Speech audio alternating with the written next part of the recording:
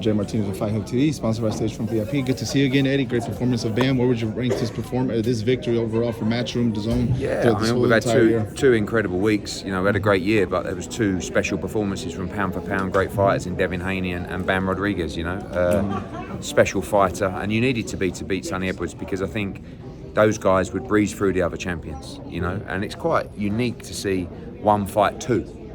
Normally you leave that till the end. You know, you go through the other guys first, and so great for the sport, they decided to fight each other. Yeah, I'm going to cut right to the chase because I know we don't have that much time, but I know you've been seeing on social media so far, you know, Gervonta Davis and Devin Haney. First of all, just want to ask you, how much truth was it on the 20 million that Bill Haney offered Gervonta Davis and he declined it? Yeah, I mean, we want to speak to Gervonta Davis. I reached out to him because we've got some huge offers for him. You know, Bill knows those numbers, and we've got offers from around the world to stage that fight. Unfortunately, Gervonta didn't want to discuss them, but you know, we'll move on and see what's next, and hopefully that fight can get made in the future. The photo that he published of Gervonta Davis, you know, you said, "Hey, let's talk." And he said, "No." Was that really? That's to talk through the offer. You know, we've got, like I said, we've got some massive offers for Gervonta Davis.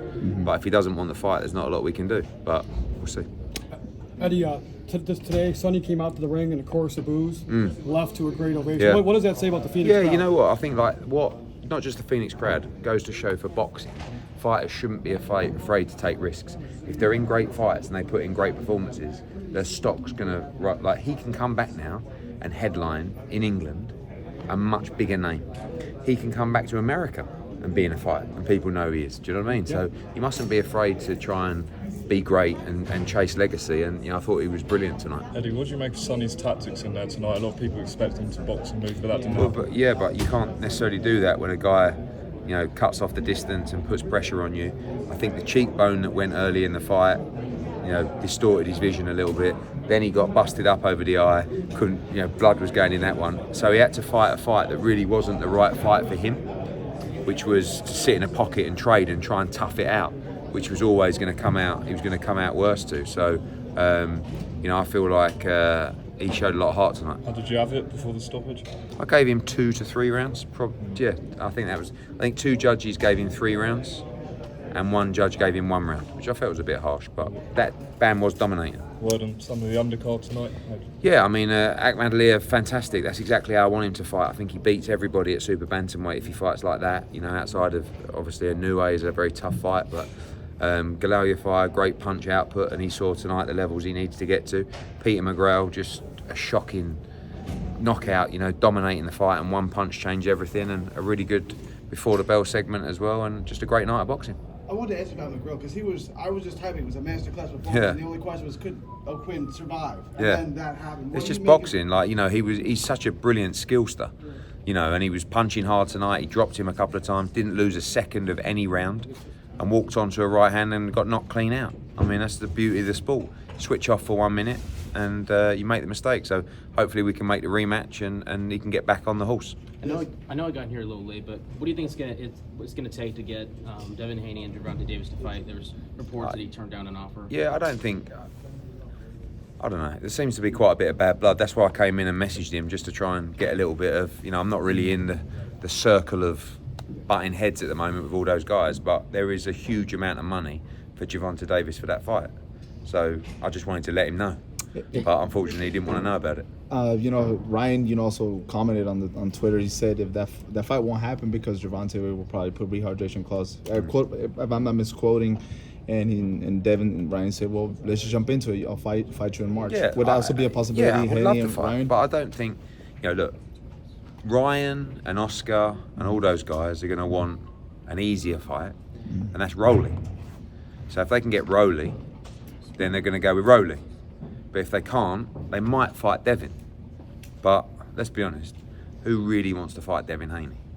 You know, I mean, that's why, you know, these sort of numbers of 20 million and stuff like that, if that's not going to dangle a carrot, you know, and everyone tries to put Devin Haney down. You get this bullshit stuff from people like Leonard Ellaby saying the fight did 50,000 buys. It ain't even worth responding to. But they want to set a narrative to try and dress it up that actually Devin hasn't got any value. He doesn't really, you know, he doesn't sell pay-per-views, he doesn't sell tickets. Then all of a sudden he sells out at Chase Centre and they say, yeah, but tickets were only $60 up the top. Who gives a fuck?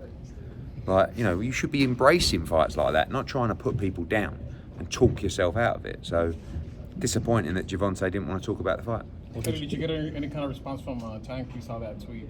Yeah, there's another message that he chose not to post. Who's going to leak that, you or? No, I don't leak DMs. Do you know what I mean? I feel like if you're reaching out to someone like a fighter to have a, you know, private business conversation, there's only two people who leak DMs: Adrian Broner and Tank Davis. Eddie, what did you? Fight fans kind of, you know, are targeting Gervonta, saying that he doesn't want to fight. What do you make of that reaction? I'm not sure. Look, Gervonta's a fighter. I think Gervonta believes he can beat everybody, but I've been around long enough to know that when people don't like people, people say shit about people, it makes it a lot harder to make the fight. So obviously Bill, you know, Calvin Ford, is it, the trainer, and, you know, Leonard, and I'm just sitting back watching it going, fuck, I can't see this fight getting made at all. Last Was week, there, Devin, was there a $20 million guarantee? We saw, you know, kind of quotes going around. I believe there was a conversation between Bill and a member of the team, yeah, that I want to make an offer of, you know, probably more than that.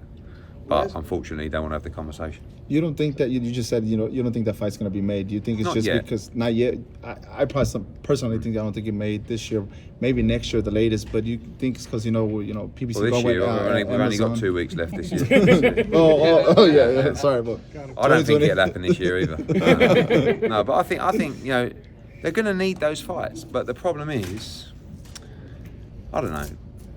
Boxing's such a mad business where people just listen to people and like, you know, really, like you saw tonight.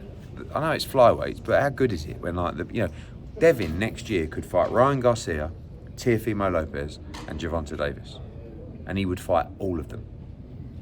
But someone wants 50 million, and someone wants 20 million, and someone just open up the books and let the fighters have the money. But they don't want to do it like that. They want guarantees that don't exist. Eddie, what So do you what's think the of most Jake's? realistic opponent for Devin Haney? I think Ryan Garcia, but I'm not so sure he will fight him next. If he can't get Rowley, I think he will. If not, you might see Devin go up to 147, fight Barros, fight Conor Benn, you know, and then see what's what. What did I you was a think of meeting with Jake's Golden knockout? Boy. Jake Paul's knockout last night. Yeah, I mean, I think you might have beaten Andre August, but it's still an impressive knockout.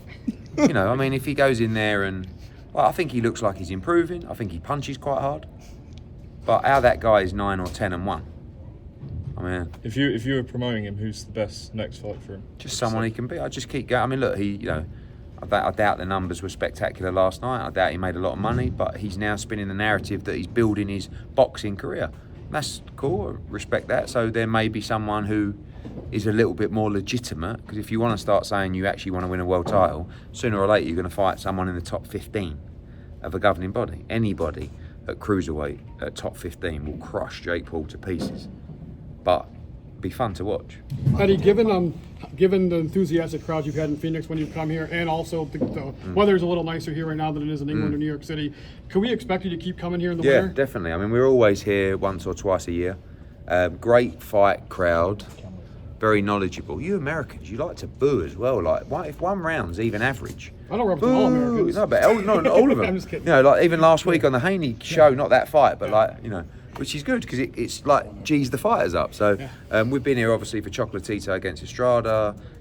We came here back for Julio Cesar Chavez against Danny Jacobs. That was a fun. wild night. Yeah, Yes, it was. And actually, Estrada Bam could find itself here. I think this would be a good home. Would that be for the him. best place for this? We've given Possibly. I mean, obviously you've got Bam's performance tonight, which will grow him here. his second fight here. Yeah, possibly San Antonio. Do you think Estrada would rather have a neutral location? Probably, and I think he's boxed here before, so he might he like has. that. Yeah. Speaking of neutral, the War Grounds, that was home for the Superflight series. I Yeah. think that'd be great to already know that we have that audience there. The Mexicans love that arena, but also those type of Superflight. Yeah, fights I've and never done a show. the smaller guys, that'd be great. I've had fighters fight there. Kell Brook won the world title there against Sean Porter. Scott Quigg boxed Oscar Valdez there. I've never promoted a fight there myself, and I've always wanted to promote there. So we'll see. Eddie, can you touch bases again? You mentioned Conor Benn against Devin Haney. Is that it? Yeah, just only like I saw it on social media, and Devin messaged me and said, "Give me Conor Benn." And I went, "Oh right, okay." Is that a So- UK fight? Yeah, I mean, it sells out a stadium in the UK, so that'd be a cool look for Devin to take that. But we'll see. On this Sunday, real quick, the crowd responded to him, whether they Yeah, love him or he hate deserves him. it. You know, I Would you mean, bring him back to I the said US? like, fighters shouldn't be afraid to lose or to gamble their own, because he could now headline back in the UK and be a much bigger name than he was previously. He could even fight a Mexican or an American over here and headline again. Do you know what I mean? So his face is a bit, you know, bashed up, but other than that, his stock really rose tonight. I thought he showed a lot of heart. But based on the performance, you would be willing to bring him back to the Yeah, US? but I think he'll fight in the UK next. But you know, big night for him. Last one for me. Munguia is going to be facing Ryder. Ryder. I don't know why I said Derevchenko. Yeah, yeah. It's been a long night. It's been a long night. But then they're also mentioning how much truth is it that he could face Canelo in May or possibly Yeah, in I the think summer. if he beats Ryder, I mean, look, he'll be looking to try and stop Ryder, I think, and then get the Canelo fight. I think John Ryder beats him, to be honest with you. It's a great fight, and back here, isn't it? Yeah, In Arizona, in yeah. February. Yeah. Matchroom just See you then. announced the return of Edgar Berlanga. January. Not against an opponent that fights want to see. What do you make of the critique? Disagree. I mean, probably because they don't know what they're talking about. If you watch Pablo McCrory, he's a knockout, he's a KO artist. He's top 10 in every governing body. He's number 3, I think, with the WBO. I mean, who else do you want to fight? You know, if you're not fighting Munguia, he's right up there. You know, Pacheco? yeah, maybe. But I think that's a fight that could be built. You know, I think that's a risky fight for Pacheco and Berlanga. Diego's up for it, but you know, Diego's also a young prospect. I think that's a fight that can be built into a big fight in the middle end of 2024. But I like the fight. You know, I think it's a very, very, very dangerous fight for Berlanga. What do you want to see from Edgar on fight night? Just excitement, knockout. You've got to put a performance together that gets everybody talking. You know, his last one was a good win, but he needs to win aggressively and, you know, make a statement in that fight. Eddie, as a promoter, how do you balance the line between getting the fight at the height of its peak without letting it marinate too long, where it kind of goes over the hill, where people Very, don't very want to see difficult. That was like a rare example of you got two guys in their absolute prime. Well, actually, Bam's probably not in his prime yet, which is scary. But two guys, 23 and 27, 20 and 0 and 17, 18 and 0. Like, very, very rare to get that. And normally, when you got 1 and 2, you fight the other champions, and then you go, we'll keep both winning belts, and then we'll save that fight till the end. But these guys just went, yeah, let's do it. Can we finally see Jesse carrying that ring belt? I mean, where's the ring? Where's the ring? Yeah, I mean. No, look, can you read this? Yeah, This is I know, what yeah. you got. Yeah, I know you were on our side, yeah. If I Do was you know on what? the panel, Yeah, I'm not on the panel, but if I was on the panel, Yeah. then I would. That Yeah. should have been for the ring. yeah, of course. But the weird thing is like, rules, like the one argument where it didn't get the Ring magazine belt was, tell me Jesse's best wins at flyweight. I think that was like, you know, and obviously he won the vacant belt against the number 1 in the WBO. But it just needs a bit of common sense sometimes in these things. Like, there is not one person in the world other than Julio Cesar Martinez who doesn't think that those two are number 1 and 2. So therefore, and the beauty of the Ring magazine is, it doesn't have to put up with the bullshit politics of upsetting people, because it's just a magazine. Yet somehow, this little magazine has the most prestigious belt, potentially, in the sport. But when it's a vacant belt, and it's not up, like, if it was like someone had the belt and then, I don't know, they were stripped or like whatever. But this was just like, is this 1v2? Yes. Is it 1v2? Yeah. So let's just do it. But anyway, it's a shame because it's such a beautiful belt, and this fight really deserved that belt. So. I agree. All right, guys, go on, last one. Now that you've been in the business for a while with DAZN and streaming, now that PBC has joined Amazon Prime, what is your advice to them to be successful in their new endeavor? And do you think that they're going to be successful in their new endeavor? And if not, why? I think they could promote a lot better. I think they make really good fights. I think they've got a nice brand. But I just wonder, like, who is actually promoting PBC?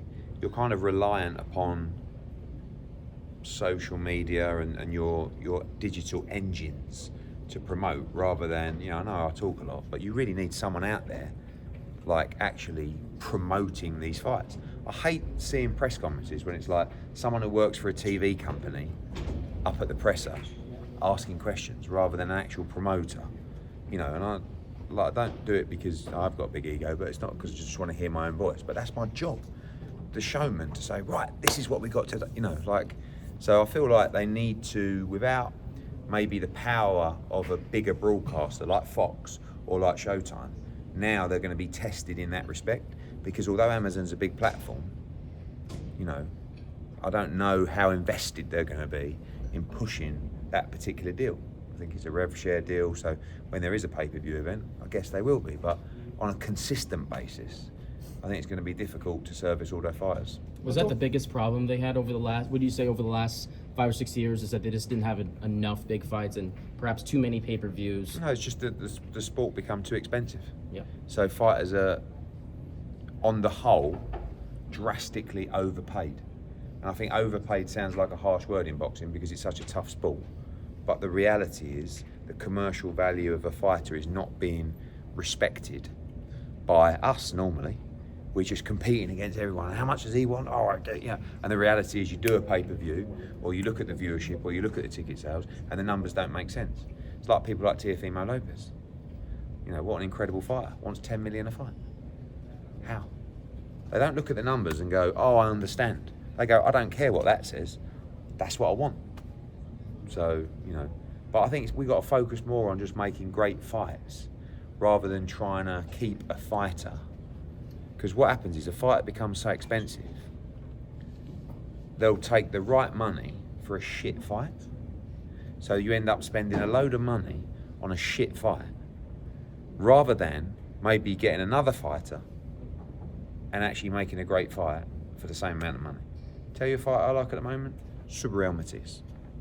Right? 140 pound IBF champion. Yeah. He'll fight anyone. And at the moment, he wants a lot of money, but it's enough money to watch that guy go in. He's a beast. Yeah. Do you know what I mean? Killer. And you pay up, say you're making a fight for $2.5 million for Teofimo Lopez, or $3 million for Teofimo Lopez against some guy you've never ever heard of. And you put that on TV, or make Matias against another great fighter in a war. That's what we got to focus on more, not just pandering to fighters who have a deluded perception of their commercial value, but overpaying fighters to be in wars. I think that's what we need to do. Eddie, you mentioned him earlier, Diego Pacheco, you mentioned